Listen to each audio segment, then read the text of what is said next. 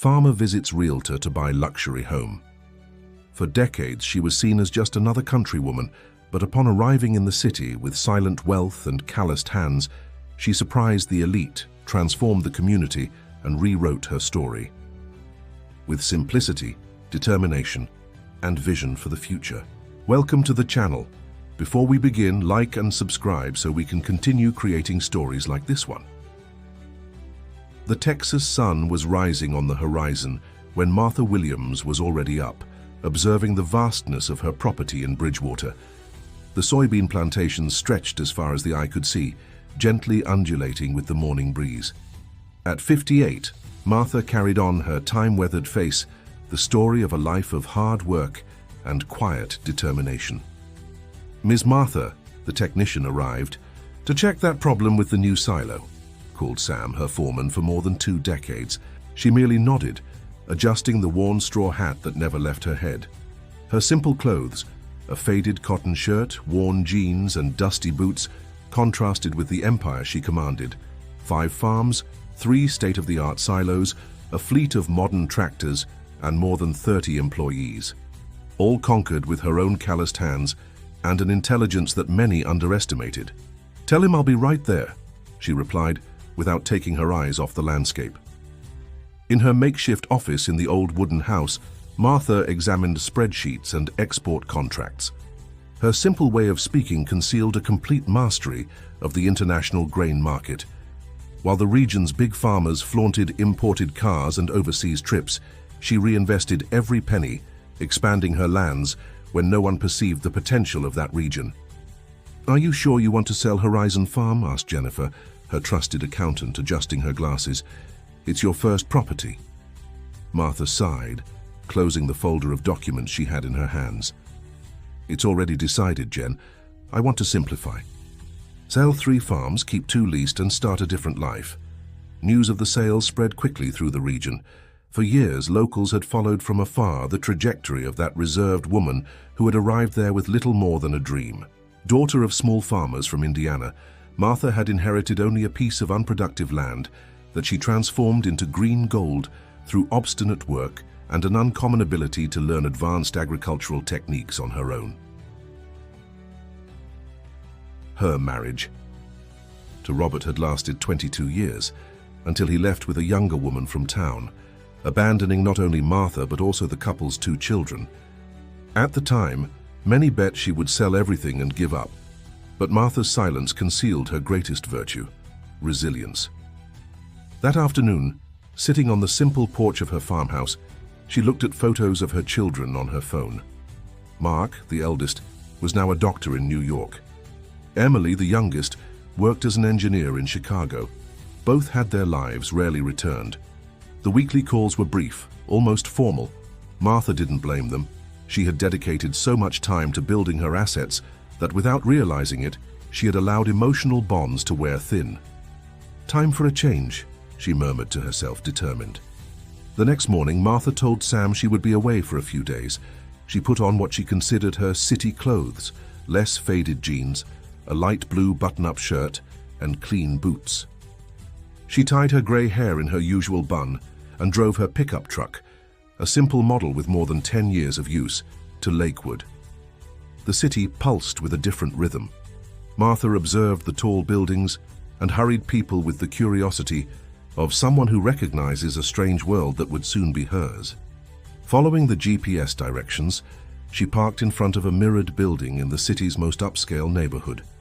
"Elite Real Estate," announced the sophisticated sign at the entrance. Martha took a deep breath, adjusted the worn fabric bag where she kept her documents, and entered. The air conditioning greeted her with a cold blast, as did the stares of the impeccably dressed employees who stopped what they were doing to observe her. The receptionist, a young woman with perfectly straightened hair and long nails, raised her eyebrows upon seeing Martha approach. "May I help you?" she asked with a polite but distant smile. "I want to see high-end houses," Martha replied, direct as always. "Mansions, preferably." The young woman exchanged a quick glance with a nearby colleague, who disguised a laugh. "Are you looking for someone?" tried the receptionist, confused. For myself, Martha maintained a firm gaze. I want a big house with a pool and all the amenities. It can be in a gated community too. I have money to pay cash. The silence that followed was interrupted by the arrival of a tall man, approximately 40 years old, impeccably combed hair and a tailored suit. Daniel Reynolds, at your service. He introduced himself, extending his hand with a smile that didn't reach his eyes.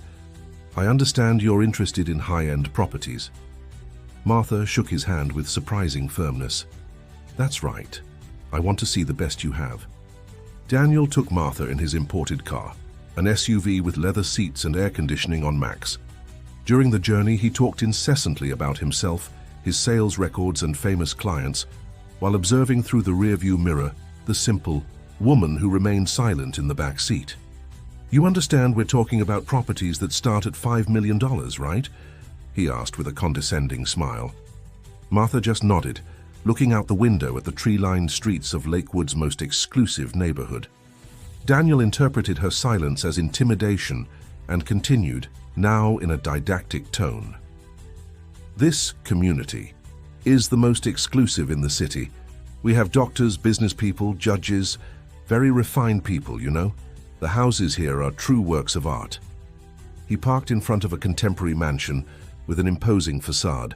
Upon entering, Martha was greeted by a spacious area with a double-height ceiling, Italian marble floors, and a floating staircase that seemed to defy gravity. Floor-to-ceiling windows revealed a meticulously maintained garden with an infinity pool. This property has 6 suites, all with walk-in closets. The master suite is almost 100 square meters, explained Daniel, gesturing theatrically. Gourmet kitchen with imported equipment, climate-controlled wine cellar, home theater, complete spa with sauna and hot tub. Martha walked slowly, touching surfaces with her calloused hands, observing each detail with attentive eyes. Upon reaching the veranda that opened to the garden, she stopped and took a deep breath. How much? She asked succinctly. $7,800,000, replied Daniel, preparing to explain financing options. But we have more accessible options in other neighborhoods. Let's see 2 more before deciding, said Martha to the realtors. Surprise. At the end of the day, after visiting 3 magnificent properties, they returned to the real estate office. Daniel, who had started the day with a mocking smile, now showed a mixture of curiosity and incredulity. In the sophisticated meeting room, with abstract paintings on the walls and a gleaming glass table, Martha finally opened her fabric bag. I like the second house, the one with the lake view, she announced, taking out a simple folder. Daniel cleared his throat, uncomfortable. Ms. Williams, before we proceed, we need to verify some financial matters. That property costs $9 million. Martha slid across the table a letter with the Federal Reserve letterhead and bank statements that made Daniel's eyes widen. Then she presented documents proving the recent sale of 3 rural properties for values totaling almost $100 million. I can pay cash this week, she said, with the same tranquility with which she would talk about the weather. Daniel's face underwent a remarkable transformation. The condescending smile gave way to an expression of astonishment, quickly followed by an almost servile enthusiasm. In minutes, the director of the real estate agency was in the room, offering coffee and VIP treatment to the one who could become the most important client of the year. 3 days later, with the transaction underway, Martha returned to the farm to organize her move. Sitting on the simple porch where she had spent so many nights contemplating her plantations, she called her children. "Mom, did you really sell everything?" asked Mark, incredulous, on the other end of the line. "And now you're going to live, alone in a mansion in Lakewood?" "It's time for a change, son," she replied, watching the sunset on the horizon. "But I'm not abandoning everything. I kept 2 farms leased. The rest, I transformed into investments." The silence on the other end of the line revealed the surprise of her doctor son, who had always seen his mother as a simple farmer. "And what will you do there, Mom? You don't know anyone." Martha smiled to herself. "I'm going to live, Mark, in a different way." The news of Martha's move quickly spread through the region. Some neighboring farmers who previously treated her with certain indifference now appeared at her door with gifts and sudden invitations. Sam, The loyal foreman couldn't hide his emotion while helping her with the few boxes she would take. "You'll be missed around here." "Miss Martha," he said with a voice full of emotion. "You've been like a brother to me, Sam," she replied, breaking her usual reserve.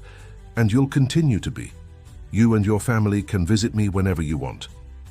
On moving day, Martha surprised everyone by arriving at Lakeview Heights Community in the same old pickup truck, wearing her usual work clothes.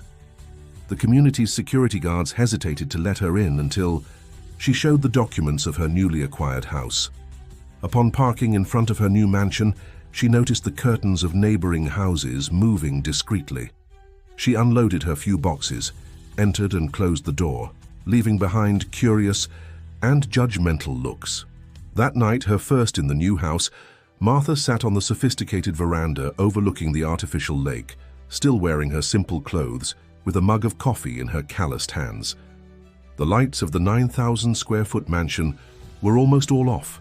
Only a lamp illuminated the immense space of the main living room, still empty of furniture and memories. "And now?" she whispered to herself, while observing the reflections of the moon on the water. Martha's first months in Lakeview Heights Community were of silent adaptation. The mansion, gradually furnished with pieces she chose with meticulous care, remained strangely empty by local standards. No teams of uniformed employees, no extravagant parties, no coming and going of luxury cars. In the morning, it was common to see Martha personally tending to the garden, dressed in her simple clothes, pulling weeds with her own hands under the eye. Perplexed gaze of neighbors who hired renowned landscapers for the same service. "She must have won the lottery," commented Patricia Montgomery, wife of a businessman in the sugar ethanol sector, during a tea with friends. "Or married some rich old man who, well, you know." The whispers about the origin of Martha's fortune fueled the curiosity of the community's residents, especially because she continued using her old pickup truck to go to the supermarket and wearing non-branded clothes. The contrast between her lifestyle and the million-dollar property where she lived generated increasingly elaborate theories. On a Saturday afternoon, while Martha was planting orchids in pots on the front veranda, a Porsche parked in front of her house. From it descended Caroline Stevens, an elegant woman in her 50s, president of the community's homeowners association. "Good afternoon, Ms. Williams," she greeted with a studied smile. "I hope I'm not bothering you." Martha stood up, cleaning, her hands on her jeans. "Good afternoon, you're not bothering me," Caroline observed with poorly disguised surprise, Martha's hands stained with soil. "I came personally to invite you to our annual charity event.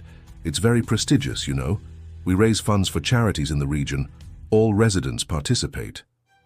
Martha nodded, inviting Caroline to enter with a simple gesture. The visitor could barely hide her shock at seeing the interior of the mansion. Few pieces of furniture, minimalist decoration, none of the ostentation objects typical of other houses in the community. "It's charming," commented Caroline, trying to sound sincere. "So different."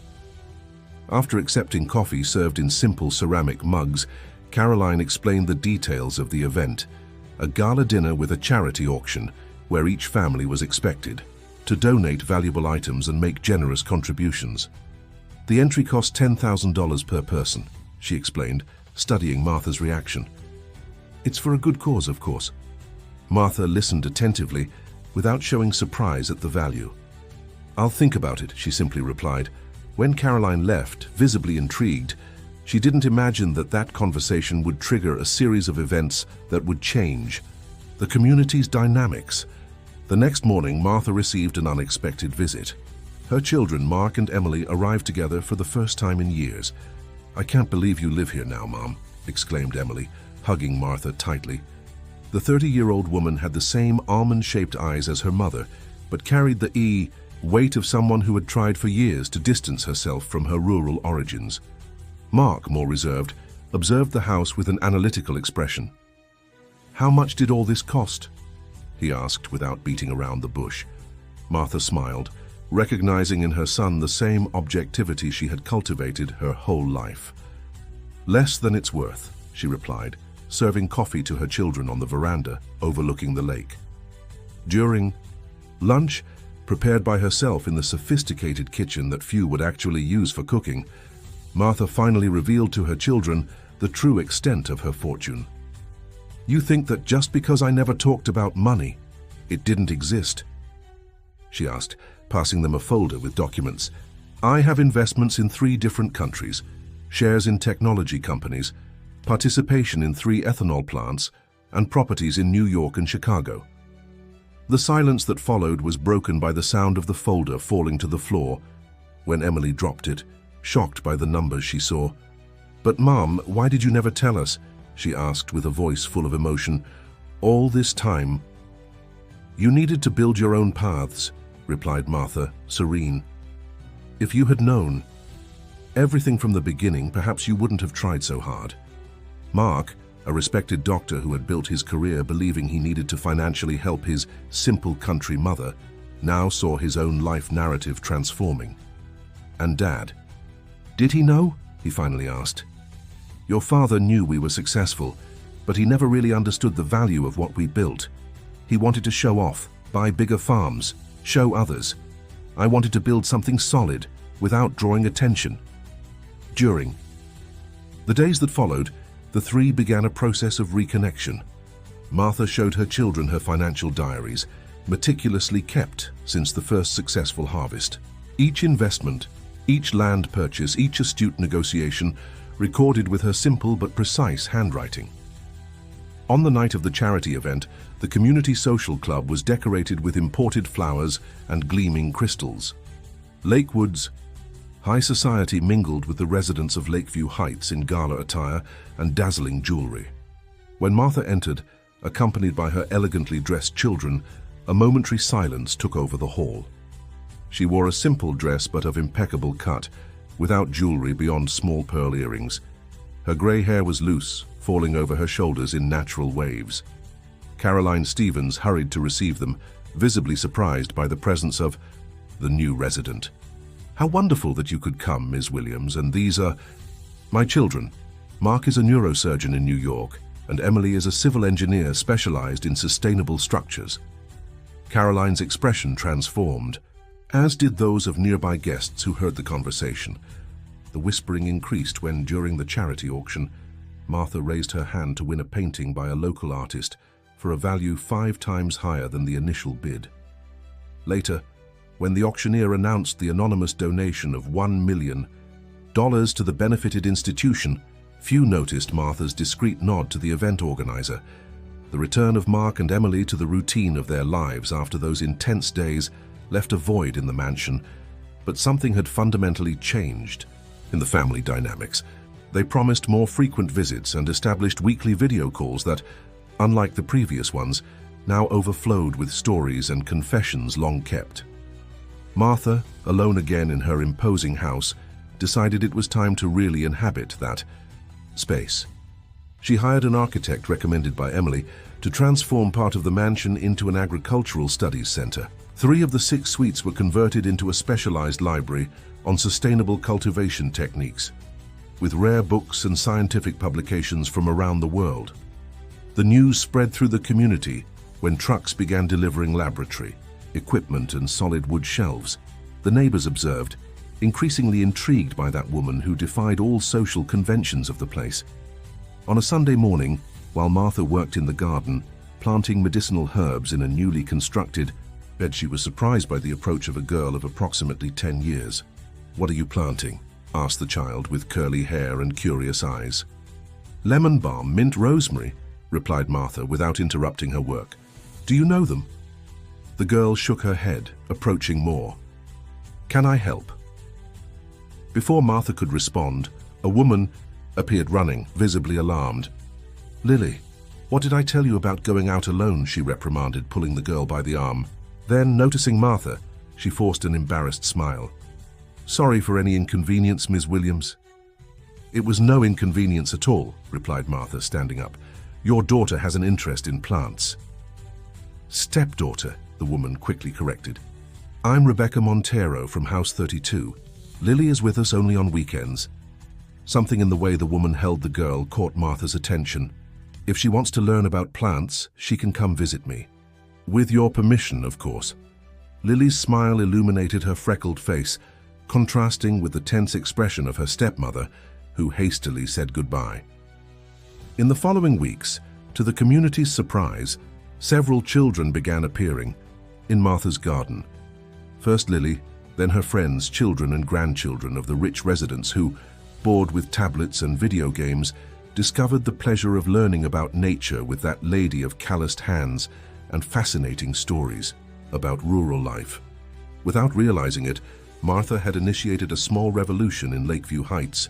In the afternoons, her garden transformed into an outdoor classroom where privileged children dirty their hands in the soil for the first time, planted seeds, and learned about the cycle of life away from screens and consumerism. The parents, initially reluctant, yielded to the enthusiasm of their children. Soon it was not uncommon to see luxury cars parked in front of Martha's house to pick up children with clothes dirty from soil and genuine smiles on their faces. Caroline Stevens, who observed the phenomenon with growing interest, finally gave in to curiosity one autumn afternoon, while Martha was teaching the children how to compost. "I've never seen the community's children so enthusiastic about something like this," she commented, approaching. "Were you a teacher before moving here?" Martha smiled, cleaning her hands on the apron she wore. "Not officially, but I've always believed that the land is the best school." The conversation that followed revealed to Caroline fragments of Martha's true story. Not the fanciful version circulating in the community about mysterious inheritances or strategic marriages, but the reality of a woman who, with hard work and vision for the future, had built a silent empire in agribusiness. "Why did you never tell anyone here?" asked Caroline, genuinely intrigued. "No one ever asked," replied Martha with simplicity. "Everyone was too busy looking at my clothes and my old pickup truck." That conversation marked the beginning of a transformation in Martha's relationship with the community. Caroline, impressed by her neighbor's story, began including her in the Homeowners Association meetings, where Martha's practical and objective ideas brought a refreshing perspective. In one of these meetings, when they were discussing the renovation of the community's common areas, Martha suggested creating a community garden and a composting system that would significantly reduce the volume of organic waste produced by the mansions. "That's interesting," commented a businessman from the real estate sector with hesitation. "But I don't know if it matches our community's profile." "What doesn't match is wasting resources and educational opportunities," replied Martha, with the same firmness she used to negotiate million-dollar contracts. "If we're talking about an elite community, we should lead by example, not by empty ostentation." The silence that followed was broken by the unexpected support of Caroline and other residents who, influenced by the children now enthusiastic about gardening, saw value in the proposal. 6 months after Martha's arrival at Lakeview Heights, the community inaugurated its community garden, a project that would soon become a reference in the region and the subject of reports in magazines specializing in urban sustainability. On the day of the inauguration, while children ran between the newly planted beds and elegantly dressed adults tried to handle gardening tools, Daniel Reynolds, the realtor who had sold the mansion to Martha, appeared discreetly. "Ms. Williams," he called, visibly embarrassed, "I'd like to speak with you for a minute." Moving away from the crowd, Daniel confessed, "I want to apologize for the way I treated you when we met. I was prejudiced and arrogant." Martha observed the man in front of her, now genuinely repentant. "You know, Daniel, I've spent my entire life being underestimated. By men like you, by neighbors, sometimes even by my own family." She paused, looking at the horizon where the sun was beginning to set. "But I never cared what they thought. Silence taught me that true value is in what we build, not in what we appear to be." Daniel nodded, touched by the simple wisdom of that extraordinary woman. That night, after the celebration, Martha sat on the veranda of her mansion, observing. The community's lights reflected in the lake. Her children had called earlier, telling about their plans to spend the next holiday with her. Sam and his family would visit her next weekend. The community's children were already planning the next gardening class. For the first time in many years, Martha didn't feel alone. Her empire of silence had finally found a voice, not in ostentation or appearances, but in shared wisdom and genuine connections that now flourished around her. In her lap rested an invitation to teach a course on sustainable family farming at the local university. Next to it, a letter from Emily announcing her decision to develop a sustainable architecture project inspired by the techniques she had learned from her mother. Martha smiled to herself as the gentle night breeze caressed, her face marked by time and wisdom. Appearances had fooled everyone, but the truth, like a well-planted seed, finally sprouted in all its quiet strength. Dear listeners, we hope Martha Williams' journey has touched your hearts. To continue exploring stories of extraordinary women who transform lives with silent wisdom, we've prepared a special playlist with equally captivating narratives. Find it here, clicking to the left of the video. If this story about appearances, inner value, and personal transformations resonated with you, don't forget to subscribe to our channel and give a like to the video. Daily, we bring unique stories that explore life's complexities and the true riches we can cultivate. Share with us in the comments, have you ever met someone like Martha who surprised everyone behind a simple appearance? We're eager to read your experiences.